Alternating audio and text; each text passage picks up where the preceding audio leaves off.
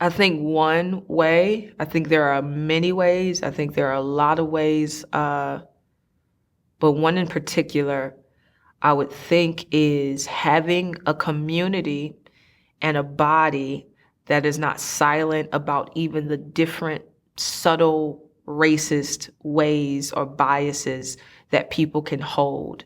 What I mean by that is I think sometimes people can say things flippantly or just make little snarky remarks, whether it's about a different race or someone in a different sociological position than they might be, and people just let it slide, or it's just, oh, that's just them, or that's just the culture they came from, or that's just how they grew up, or that's the things that their mothers used to say. But I think as a body and as a community, I think it's those little seeds that really work to harden our heart towards how we see people made in the image of God. And so I think one way that communities can work towards uprooting these kinds of things is simply calling sin and calling it out when you see it gently, lovingly, with discernment. But I think we have to talk about those little things before we even get to the big ones. And so having a community that is honest, having a community that is confronting, having a community that is free to exhort and convict when needed and necessary, but also having an ear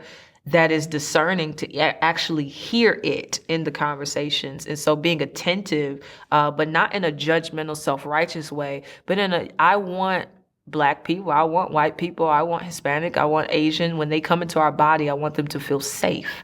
And I want them to know that they are welcome. And I want them to know that God loves them and loves us, and that he has made us all in his image and for his glory. And so, yeah, a community that is honest and willing to have those hard conversations and correct and confront sin when necessary.